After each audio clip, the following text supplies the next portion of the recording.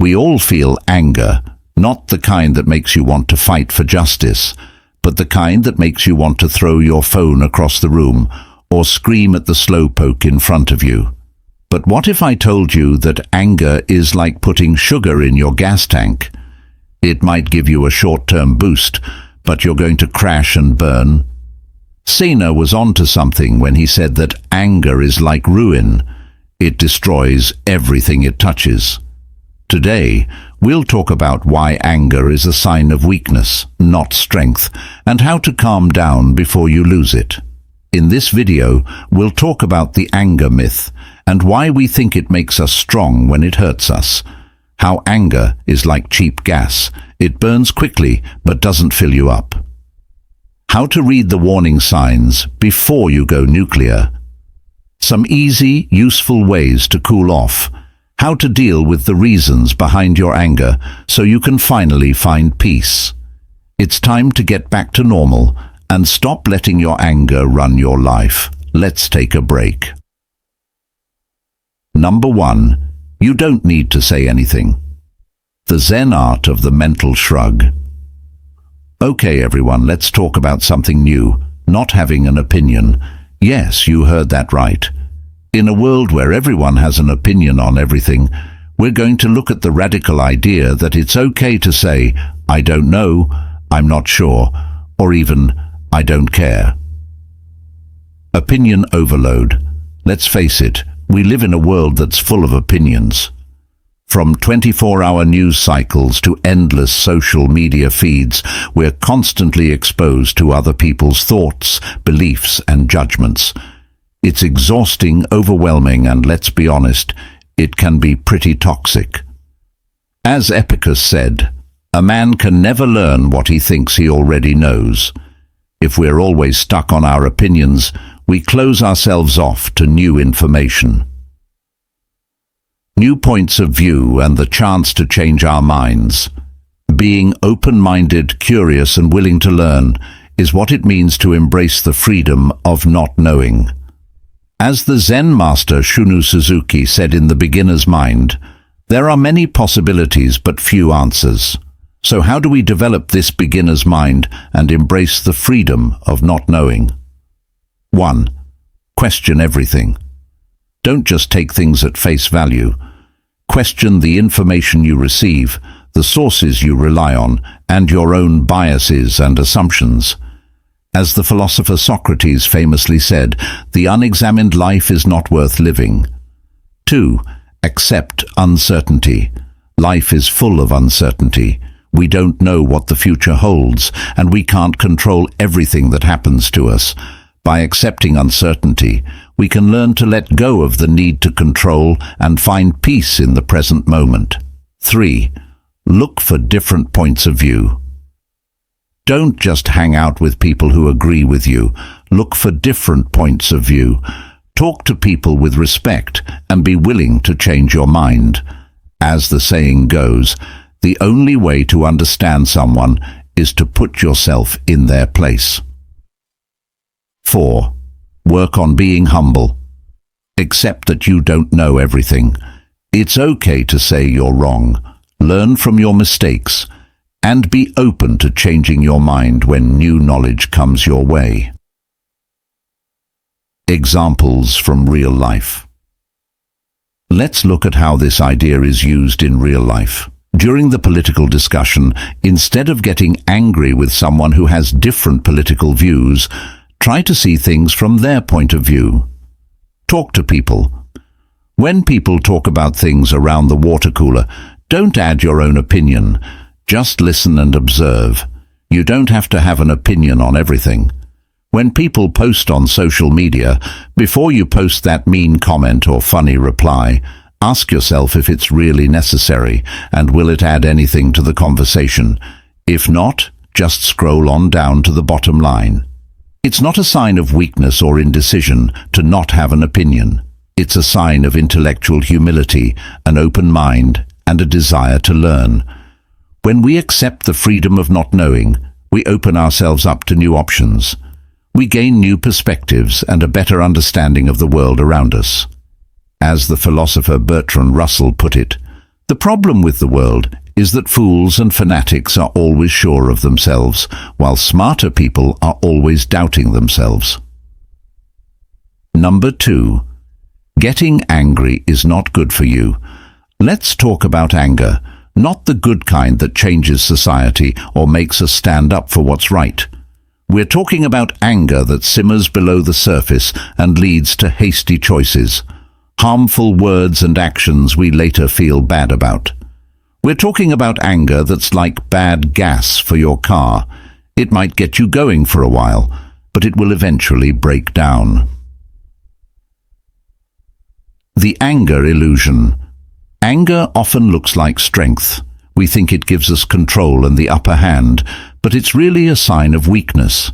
Anger is when we give in to our baser instincts and let them cloud our judgment. As the philosopher Seneca said, anger is like ruin. It destroys everything it carries. In other words, anger hurts us too. It hurts our relationships, our health, our happiness, and our peace of mind. Also, keep the fuel efficiency problem in mind. Anger is like cheap fuel.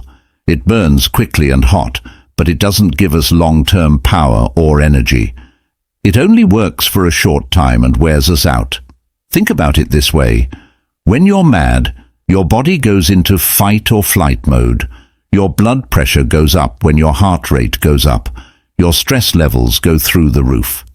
This might give you a short-term boost of energy, but it won't last. It's like pushing your engine to the red line. Eventually, something will give. So how do we switch to a higher octane fuel and avoid anger burnout? One way is to learn to spot the warning signs. Getting angry doesn't happen all of a sudden. It builds up over time, like steam in a pressure cooker. Learn how to spot the red flags, the pain in your chest, the tightening of your jaw, and the fast-moving thoughts. If you know what the warning signs are, you can take steps to calm things down before they get out of hand. When you're angry, calm down. As you rise, take a step back, go for a walk, listen to relaxing music, or do deep breathing techniques.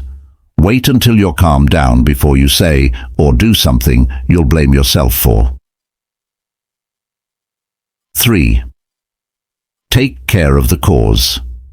Anger is often a sign of something more serious, like hurt, fear, frustration, or unfair treatment. Stop and think about what's really making you mad, then deal with the cause of your anger. This could mean writing in a diary, talking to a therapist, or just being honest with yourself. 4. Find healthy stores. To get rid of anger, you need to show it in a healthy way. One way is to do creative activities or talk to a trusted friend or family member. 5. Learn to forgive others. Keeping your anger inside is like giving someone poison and expecting them to die. Forgiving someone doesn't mean you agree with what they did. It means you let go of your anger and bitterness. Examples from real life. Let us look at how this idea is used in real life. Road rage renegade.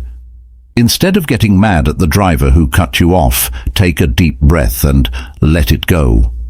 Remember that your anger won't change their behavior, but it will ruin your day. Day 2. If your boss or co-worker says something that makes you angry, don't send them an angry email. Instead, take a break, calm down, and then talk about the problem in a professional way.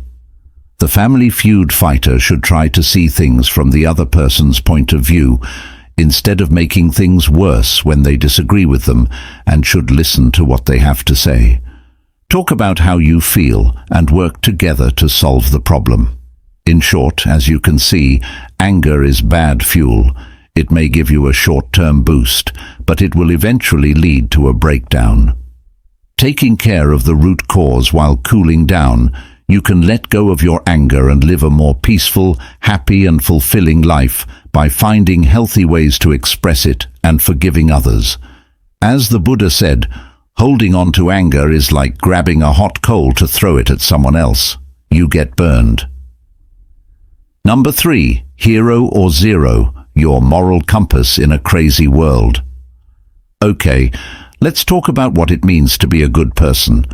Not the kind of good that makes you work at the soup kitchen once a year, but the kind of good that comes from deep inside and guides your actions. What you do and how it affects the world, the hero and the evil spectrum.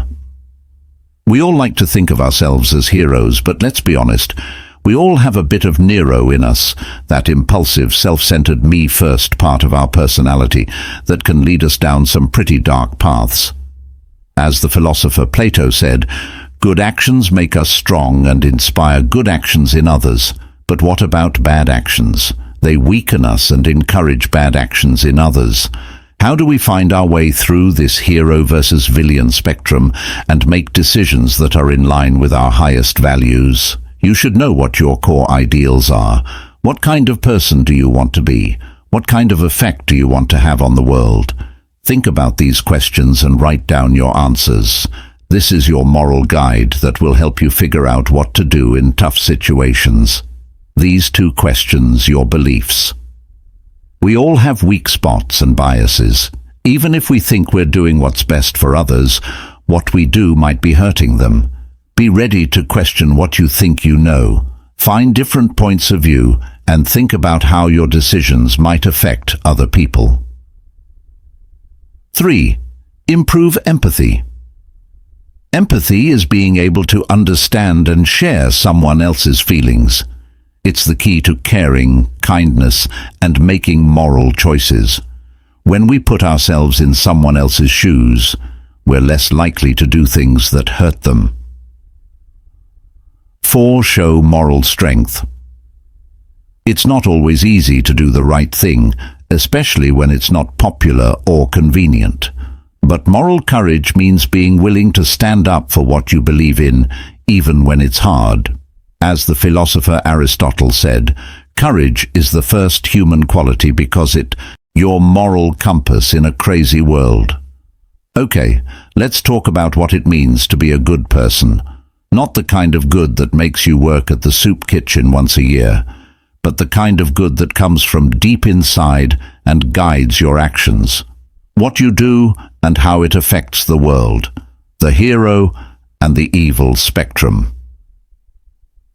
We all like to think of ourselves as heroes, but let's be honest, we all have a bit of Nero in us, that impulsive, self-centered, me-first part of our personality that can lead us down some pretty dark paths. As the philosopher Plato said, good actions make us strong and inspire good actions in others. But what about bad actions? They weaken us and encourage bad actions in others. How do we find our way through this hero versus villain spectrum and make decisions that are in line with our highest values? You should know what your core ideals are. What kind of person do you want to be? What kind of effect do you want to have on the world? Think about these questions and write down your answers. This is your moral guide that will help you figure out what to do in tough situations. These 2 questions, your beliefs. We all have weak spots and biases. Even if we think we're doing what's best for others, what we do might be hurting them. Be ready to question what you think you know. Find different points of view and think about how your decisions might affect other people. 3. Improve empathy. Empathy is being able to understand and share someone else's feelings. It's the key to caring, kindness, and making moral choices. When we put ourselves in someone else's shoes, we're less likely to do things that hurt them. 4. Show moral strength. It's not always easy to do the right thing, especially when it's not popular or convenient. But moral courage means being willing to stand up for what you believe in, even when it's hard. As the philosopher Aristotle said, courage is the first human quality because it ensures all the others. 5. Look for knowledge. We don't know everything. Look for advice from mentors, teachers, spiritual leaders, and the great works of literature and thought. By learning from the experiences of others, we can improve our morals and ethics. Examples from real life. Let's look at how this idea is used in everyday life. A whistleblower is someone who risks their job and image to report wrongdoing in their company. They do the right thing, even though it may be hard or even dangerous. As an environmental activist, you fight to protect the planet, even if it means going up against big businesses and governments. They put the health of the planet and future generations ahead of short-term income and ease of life. The average hero. You can be a hero even if you don't blow the whistle or fight for justice. People who stand up to bullies, help those in need, and speak out against injustice are daily heroes. They make the world a better place. One small act of kindness at a time. In the end, we can all be heroes or Nero. The choice is ours. To make that choice, we need to know ourselves and question what we think we know. Getting better at kindness. By having moral courage and seeking wisdom, we can make decisions that are in line with our highest values and help make the world a better place. As the philosopher Immanuel Kant said, act in such a way that you treat humanity, whether in the person of yourself or of anyone else, never merely as a means to an end, but always at the same time as an end. Number 4. Keep your peace of mind safe, your fortress of peace. No need for a cape. Let's talk about something important. Your peace of mind. We all want to feel calm, balanced and at peace, but it's hard to keep up. It's like a delicate flower that needs to be cared for and shielded from the harsh elements of modern life. Let's face it, the modern world is a chaotic place. We're constantly connected, stimulated and on the go. So it's no surprise that our peace of mind is under attack. As the philosopher Seneca said, it's not that we have a short time to live, but that we waste a lot of it. This means we have enough time to find peace, but we waste it on things that don't matter.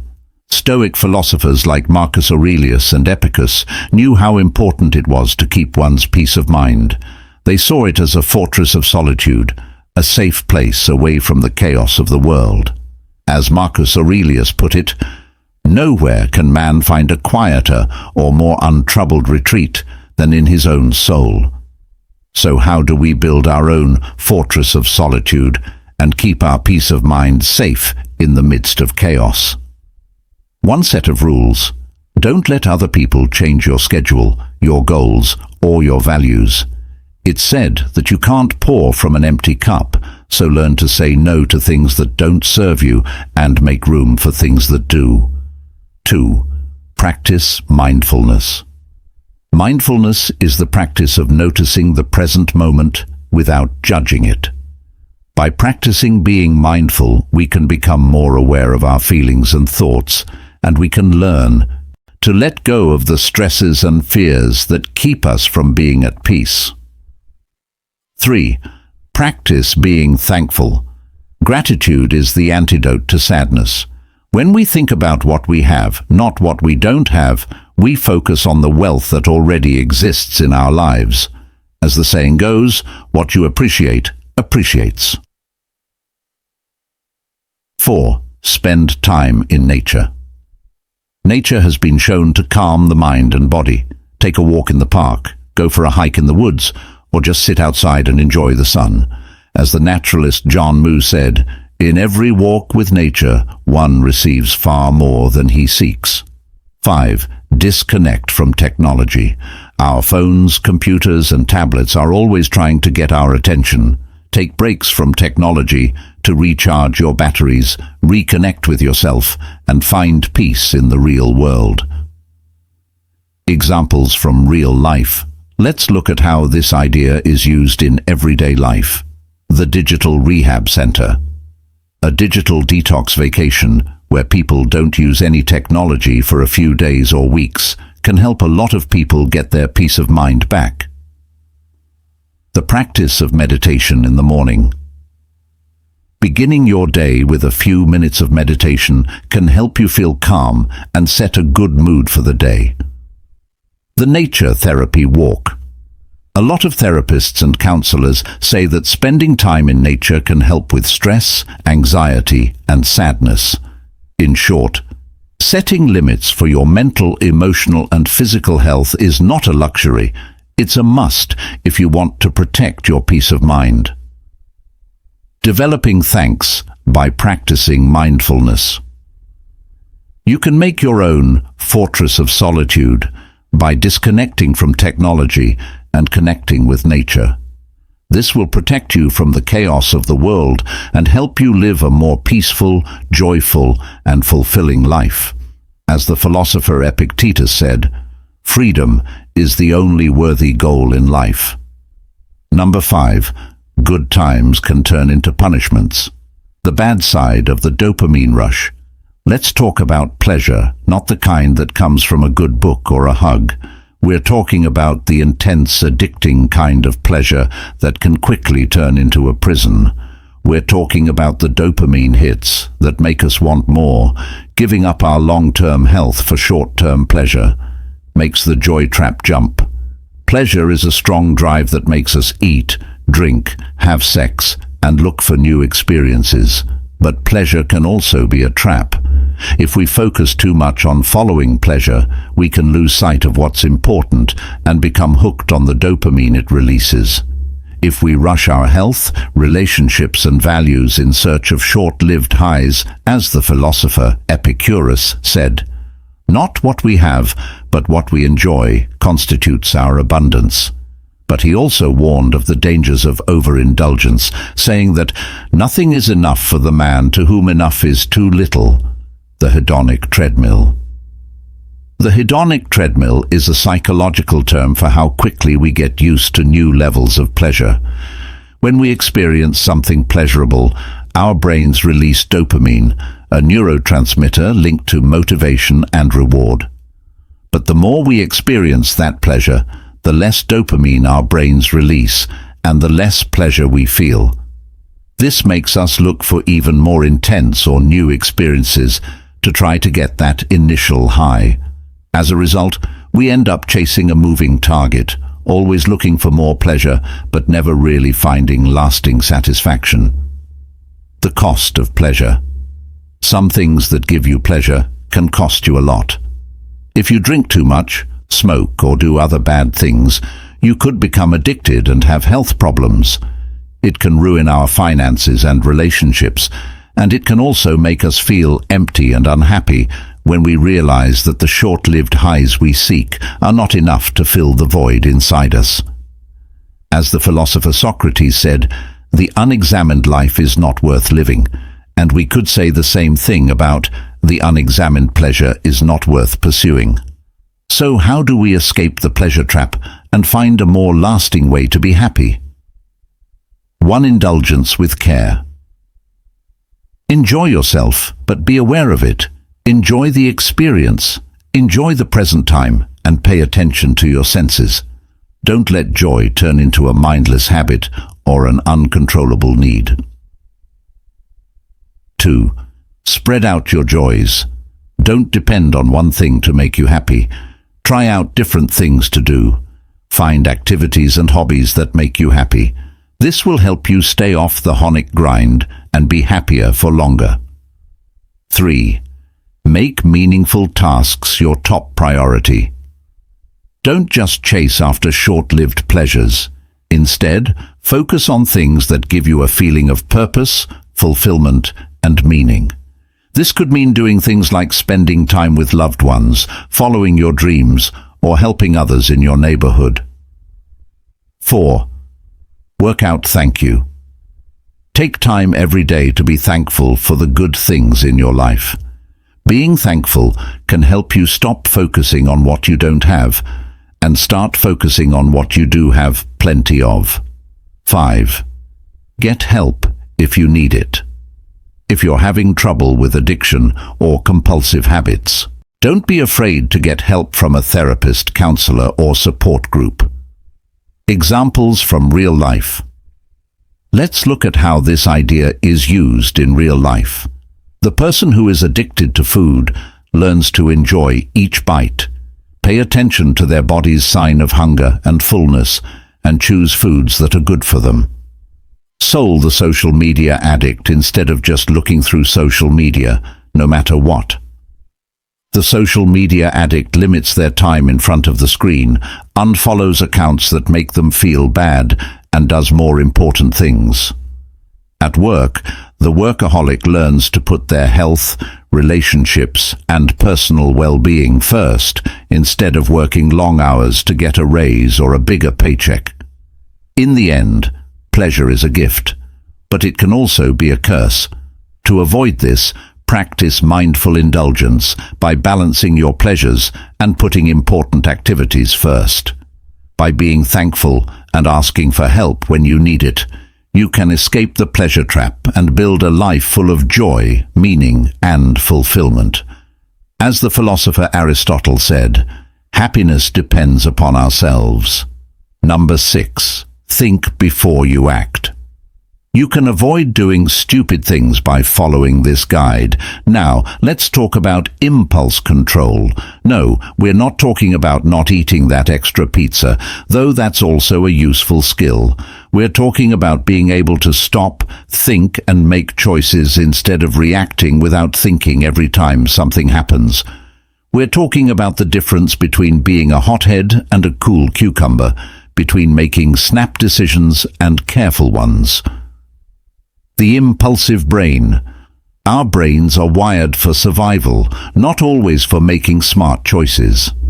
When we face a threat or an opportunity, our amygdala, the emotional center of the brain, takes over, setting off a fight or flight response. In times of life or death, this can help, but it can also make us make snap decisions that we later regret. As the philosopher Aristotle said, anyone can get angry. It's easy to get angry with the right person, to the right degree, at the right time, for the right purpose, and in the right way. So how do we train our brains to think before they act, to respond instead of react, and to make decisions that are in line with our values and goals? When you feel an impulse rising, press the stop button, take a deep breath, count to 10, or walk away from the situation. This will give your prefrontal cortex, which is the rational center of your brain, a chance to catch up and look at the situation more objectively. 2. The question mark. Think about what the facts are. What do I have to do? What are the possible outcomes of each choice? What would be the smartest and kindest thing to do? By asking these questions, you can get past your first emotional response and make a choice that is based on more information. 3. Think about what you're going to do before you do it when you're feeling low on stack, like when you want to buy something without thought. Wait 24 hours before making a choice. If you're about to send an angry email, save it as a draft and come back to it when you're less angry. 4. The muscle of mindfulness. Mindfulness is the act of focusing on the present moment without judging it. Training your mind to be more mindful can help you understand your urges better and decide how to handle them. Get help and advice from teachers, therapists, or spiritual leaders. They can give you advice and support. Learn from their mistakes and experiences. Examples from real life. Let's look at how this idea is used in real life. The fight on the road. Instead of yelling at the driver who cut you off, take a deep breath and remind yourself that it's not worth getting into an accident over a heated argument. If you and your partner are having a heated argument, take a break to calm down and come back to the conversation when you're both more level-headed. The spontaneous buy. Before you click buy now, ask yourself if you really need that thing. Will it bring you lasting happiness or just a short-lived high? In short, you have to work at thinking things through before you act, but it's a skill that can save you a lot of heartache, guilt, and drama that you don't need. By learning to take a break, think about what you want and make a choice. According to philosopher Viktor Frankl, there is a space between the stimulus and the response. That space gives us the power to choose our answer, and our response is where our growth and freedom lie. Number 7. Just bad dreams. Your mind's midnight movie marathon and how to change the channel. Okay, folks, let's talk about those annoying things called dreams. No, not the Martin Luther King Jr. kind, though those are important too. We're talking about the crazy, scary, and sometimes even ridiculous images that play out in our heads while we sleep. The ones that make us wake up in a cold sweat wondering if we're going crazy. The Dream Factory. While we sleep, our brains are like little movie studios making up strange stories and images. Sometimes these dreams are pleasant, even fantastical, but other times they're full of worry, fear, and even outright terror. As the philosopher Aristotle said, "When one is asleep, there is something in consciousness which declares that what then presents itself is but a dream." Even though we know it's not real while we're dreaming, it doesn't make the experience any less intense or unsettling. So what's the deal with bad dreams? More importantly, how can we turn those fears into sweet dreams, or at least ones that aren't so scary? The stress link in the Dream Decoder 1. A lot of the time, bad dreams are a mirror of our worries and stresses in real life. For example, if you're having a hard time at work, in a relationship, or going through a big change in your life, your dreams might be your brain's way of dealing with those feelings. 2. The mind that is not aware. There's also a chance that dreams can show us things about our inner mind that we might not be aware of when we're awake. As the psychologist Carl Jung said, dreams are the guiding words of the soul. 3. The creative muse.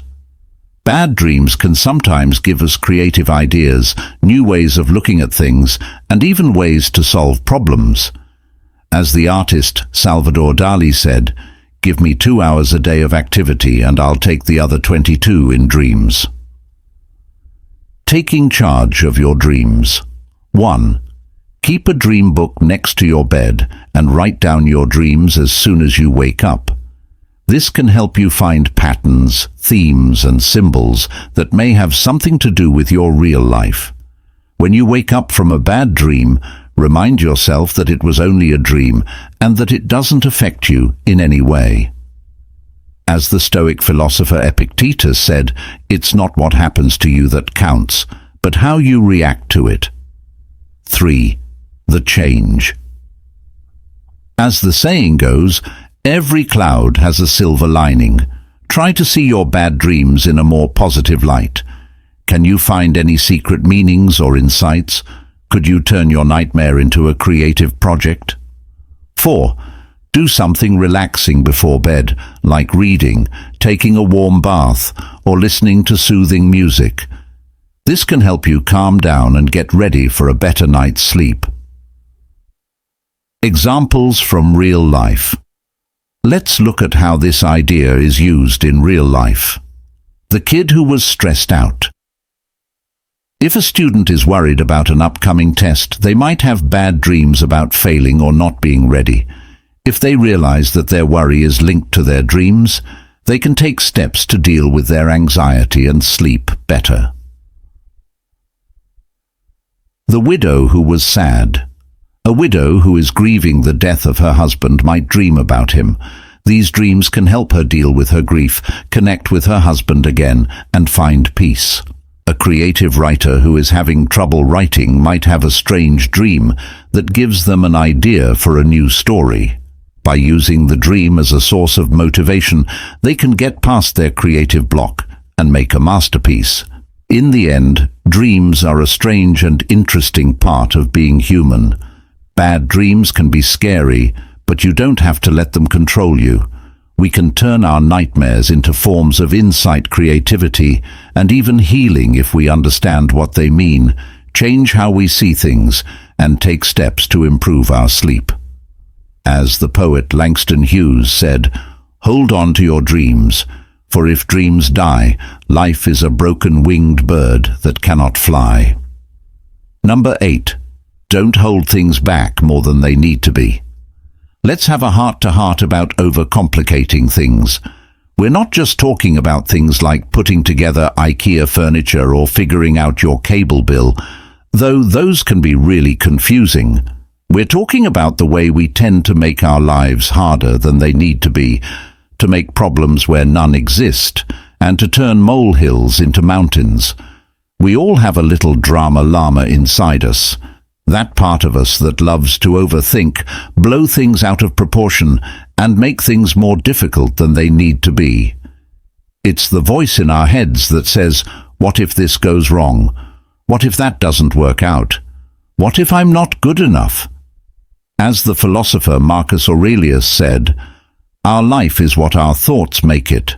This means that our beliefs and thoughts make our reality, and if we're always thinking about problems and difficulties, that's exactly what we'll find. The answer to simplicity. The ancient Stoics had a simple answer. Don't make things harder than they need to be. They thought that we should focus on what we can control, accept what we can't, and live in harmony with nature, as Epictetus put it.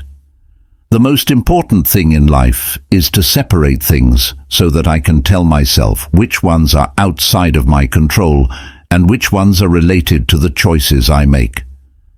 So how do we tame our inner drama llama and embrace a simpler, more peaceful way of life? One way is to figure out what's really going on. You tend to make things too hard for yourself because you're afraid, insecure, or need to be in charge. Once you figure out why you do this, you can start to fix it. 2 things that will make you think. Are your beliefs and thoughts based on fact, or are they just stories you're telling yourself? Question your beliefs and look for proof to back them up or show they are wrong. 3. Focus on the present moment. When we think about the past or the future, we make things more complicated than they need to be. By focusing on the present moment, we can make our lives easier and find more peace. Okay with that. There's no need for everything to be ideal. Learn to deal with flaws, setbacks, and problems that come up in life. As the Serenity Prayer says, grant me the peace to accept the things I cannot change, the courage to change the things I can, and the wisdom to know the difference. 5. Look easy living. As a minimalist writer, you should try to make your life easier in every way. Get rid of unnecessary things, organize your time, and put the things that are most important to you at the top of your list. In the words of Francine J., my goal is no longer to get more done, but to have less to do.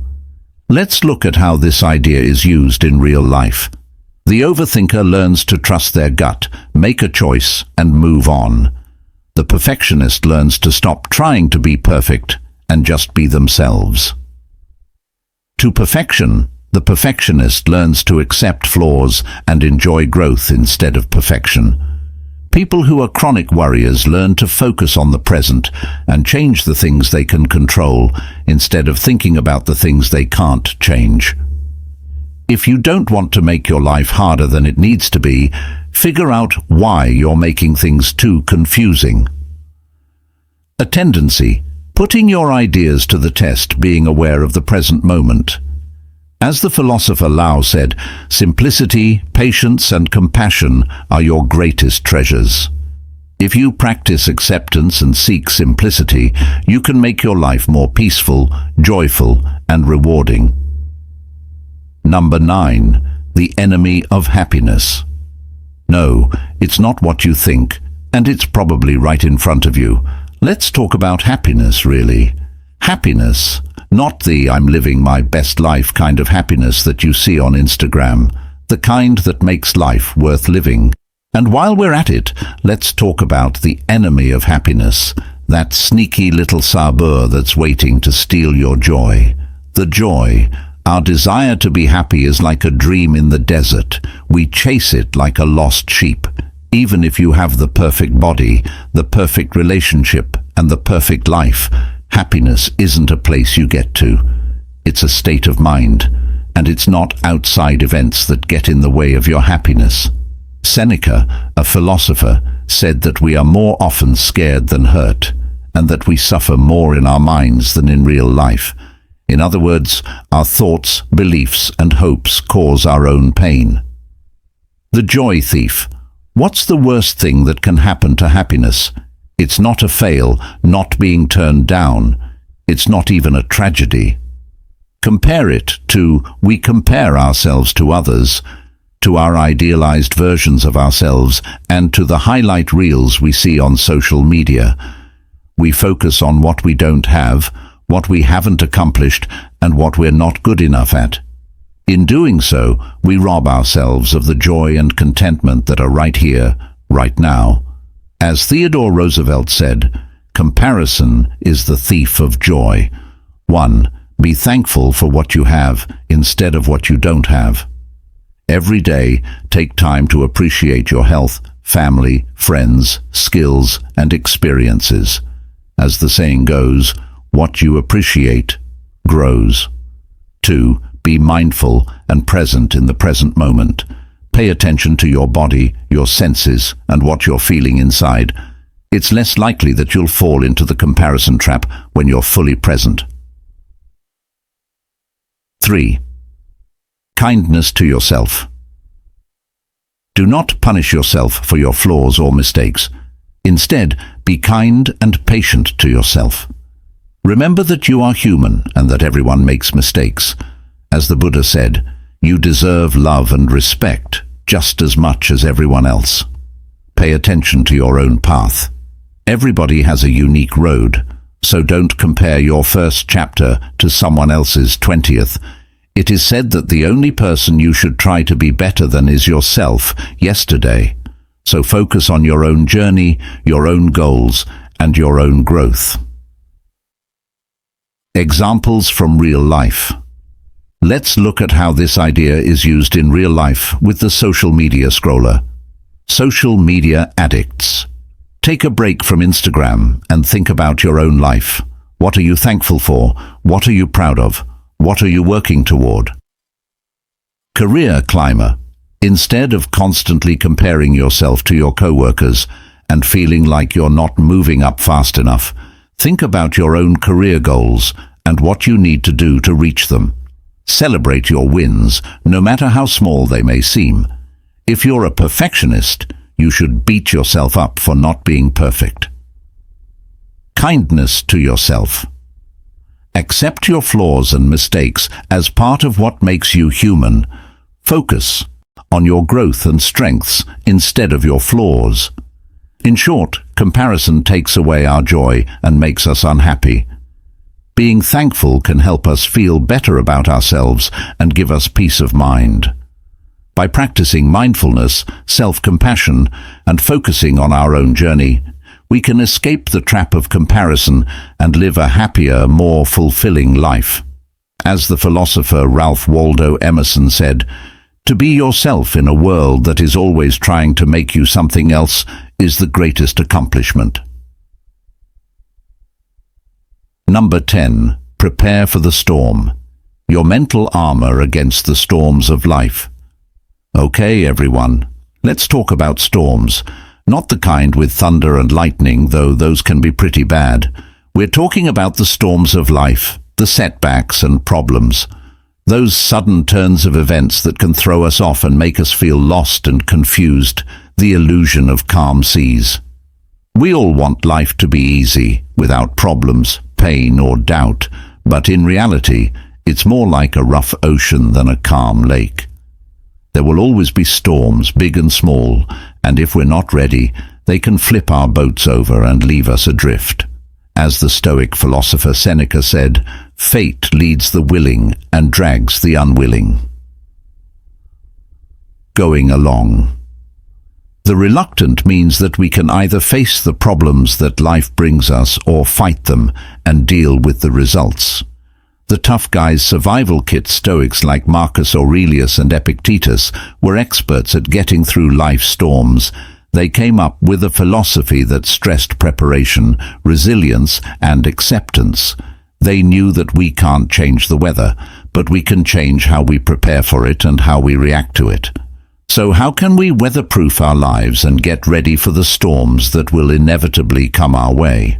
1. Build a strong foundation based on values, principles, and a sense of purpose. When you know what you stand for and what's important to you, you're less likely to be swayed by the winds of change. As the philosopher Immanuel Kant said, treat humanity, whether in yourself or in anyone else, never merely as a means to an end, but always at the same time as an end. 2. Become resilient. Being resilient means being able to get back on your feet after problems and failures. As the saying goes, what doesn't kill you makes you stronger. It's about learning from our mistakes, adapting to new situations, and finding strength in hard times. 3. Get used to accepting things as they are. We can't change everything that happens to us, but we can change how we react to it. When we accept the things we can't change, we free ourselves from needless pain and let new options come into our lives. Thank you for your prayer. May you have the peace to accept the things you can't change, the strength to change the things you can, and the knowledge to know the difference. 4. Learn to be thankful. When we think about what we're thankful for, we stop focusing on what we don't have and start focusing on the good things that already exist in our lives. As the saying goes, what you appreciate appreciates. 5. Get help. You don't have to go through the rough times by yourself. Talk to friends, family, mentors, or therapists for support. Talking to someone you trust can help you work through your feelings, see things more clearly, and find answers to your problems. Examples from real life. Let's look at how this idea is used in real life. The person who was laid off doesn't freak out. Instead, they update their resume, make new contacts, and start looking for new jobs. They see this loss as a chance to change careers and follow their dreams. What a mom goes through when their child dies. The parent in grief goes to therapy, joins a support group, and finds comfort in their religion or spirituality. They learn how to deal with their loss, what their child's memory means to them, what happened in nature. Survivor doesn't give up hope after a natural disaster destroys their home. They rebuild their lives, their communities, and their spirits. They find strength in being able to bounce back from setbacks and adjust to new situations. In the end, life is full of storms, but if we get ready and have help, we can handle any storm that comes our way by building a strong foundation. Getting stronger by learning acceptance. By practicing gratitude and asking for help, we can come out of the storms stronger, wiser, and more compassionate. As the philosopher Nair said, what does not kill us makes us stronger. So the next time you feel angry, remember that it's not strength that's coming out, but weakness. Anger is bad fuel that will wreck your engine, but you have the tools to calm down, deal with the problems at their source, and find peace. Now I want to know what your go-to method is for controlling your anger. Feel free to share this video in the comments and help each other out. If you liked it, please subscribe to my channel and let's keep the talk going. Remember that a calm mind is a strong mind.